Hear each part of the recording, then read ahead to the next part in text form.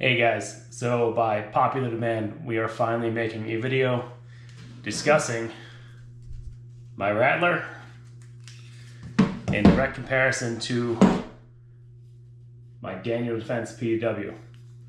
I bought these at different times for different reasons. You may have noticed they're kind of set up very similar. That's not an accident. But today I want to talk about what makes them similar, what makes them different, why I bought each one, and the purpose behind them. We'll change up the angle to get a close-up because I really want to talk about every little feature, because while they may not be priced quite the same, there's a lot of things that make them pretty different. So stay tuned, we'll go over that, and then at the end I'll talk about what else I have planned for the future with these and what I just got coming in today.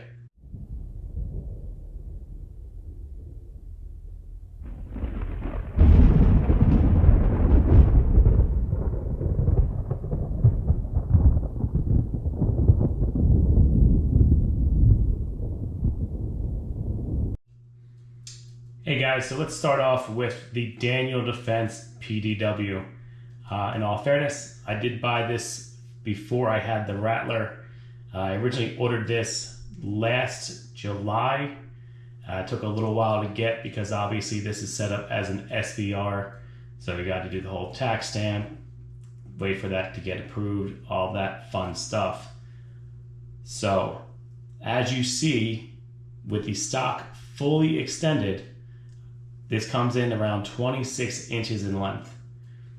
If that stock were to be completely compressed, it would only be about 21 inches. Now, Daniel Defense says the weapon system, prior to accessorizing it with anything or a magazine, you're only coming in at 5.7 pounds. Now, this does have a 7-inch barrel that is cold hammer forged. The twist rate, though, is a 1 in 7. The gas system is direct impingement, and no, this does not have an adjustable gas block. A few other things that will be different when comparing with the Rattler is this does have an forward assist. However, I've never needed it or used it. And although it is fully ambidextrous with the safety, there is only the bolt release on one side and a mag release on the other. As far as the trigger, this is Daniel Defense's standard mil-spec trigger. To discuss a little bit about how I have this set up, in case you have not seen my prior videos, I did swap out the muzzle device. I did put a Surefire on there because I have my suppressor coming in. I'm actually going to pick that up later today. And if you've seen the PDW before in my other videos, it did have what was called a linear compensator on it. So it was a little bit shorter coming from the factory. I did put a weapon light on there from Mod Light. This one here is designed to be more flood than throw, which for this application would be better used indoors for CQB. When I bought this weapon, it was designed strictly to be a home defense weapon. You will see I do have my optic on a Unity riser as well as the Unity flip for the 3X. What I like about this is you can run this all day without that magnifier being used, and it's not in your view. A lot of other magnifiers have the mounts where they sit off to one side or another. Personally, that drives me crazy. I like having complete view when using a firearm, so having something hang off one side or the other, it's very distracting for me. Other than that, I've kept the gun as it came. This is the original stock, original hand grip, and let's get over to the Rattler. Alright guys, so now on to the Sig Sauer MCX Rattler LT. You will notice I can't have this propped up all fancy on its own like the Daniel Defense. The big reason is this is a lot more front heavy than that gun. Now, because this is a short stroke piston system, it does have a lot more weight towards the front, and obviously that minimalist pistol brace in the back is not giving a whole lot of weight. Notice in the past, if I do have a 3X on the back, it does kind of balance out a little bit better, but for this video, I'm not going to change it all around just to get the fun angle. So let's talk about the differences, right?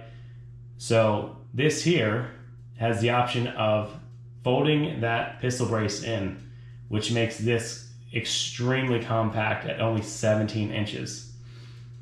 So for the reasons I got it, it being more compact makes it a better bag gun.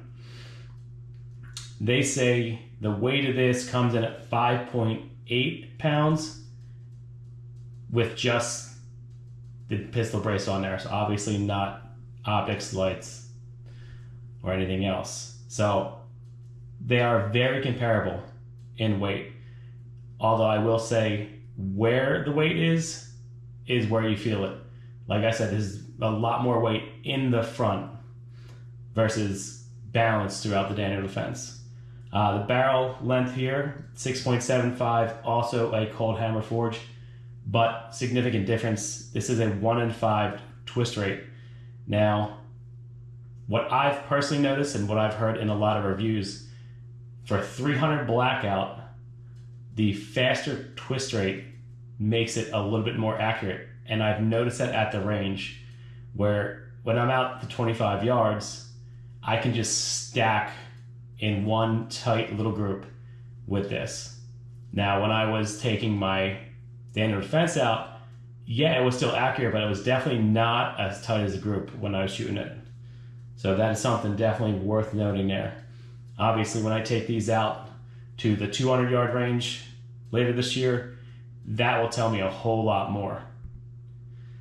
Let's see here. The trigger, they say this is a 2-stage match trigger. I will say it's a little bit more of a crisp, clean trigger than the Daniel Defense. This does have an adjustable gas block, which I will get to explore once I get my suppressor on there. Obviously, I still have to swap out the muzzle device. I have it, I just haven't had a chance to take it out to my shop yet and get that done. And this does not have a forward assist. So, as we mentioned with the PDW, personally, I've never needed it, so I can't tell you how important that is. Now, as far as other differences, this gun here is ambi in every way you'd possibly want it. You got the bolt release on both sides, mag on both sides, safety on both sides. For me personally, because although I'm right-handed, I shoot left-handed, I like that a lot when it comes to this. Now, I understand the other side of that argument. People will say, okay, well, then there's more possible points of failure. I get it. But for me personally, I'm not shooting 10,000 rounds a year. So I don't think I would see those failures as much as someone who might be using this as a fighting rifle every single day. So let's go over a little bit how I got this set up here. You'll also notice in the front, I do have a mod light. This one is designed more for their distance. This is the OKW. It's got a much tighter beam. And yes, I will say there's an absolute notice between the two. Later, at some point, I'll have to take a video for you guys to show you just how tight that beam is. It's similar to comparing a Surefire Ultra to a Surefire Turbo. And it is significant. The reason being I had them set up this way is when I bought this gun, this was set up to be a bag gun, a truck gun, go with me wherever I go. So I'm not thinking about being inside a house. I'm not thinking about, confined spaces as much as I was when I built out that Daniel Defense. I did throw the Emissary Development handbrake on the front. For me personally, with that short handguard, it works out perfectly. It makes the ergonomics of this incredible. I did not put a riser on this. It is the same EOTech optic. I've talked about that in a few of my other videos and shorts. And the reason being is for this particular setup, it's got to fit in a bag, it's got to be compact, it's got to be discreet, so I wasn't trying to add any additional height to it if I didn't have to. Hey guys, so there's the boring specs of each one. Sorry they had to be close up, but it was the best way I could get that angle. I hope I didn't miss anything. I'll be honest, my camera's been giving me some issues and timing out after about 47 seconds here and there. So I had to reshoot a lot of those pieces, and I may have thought I said something and forgot. So if there's something I did not say and you want to hear it, please let me know in the comments below. Now, to answer the one question I'm sure is on everybody's mind, if I could only have one, because obviously when I bought these two, it was at two different times, two very different purposes. And I realized for most people, it does not make sense to have two 300 Blackout rifles. So for me personally, the one I would own is the Rattler.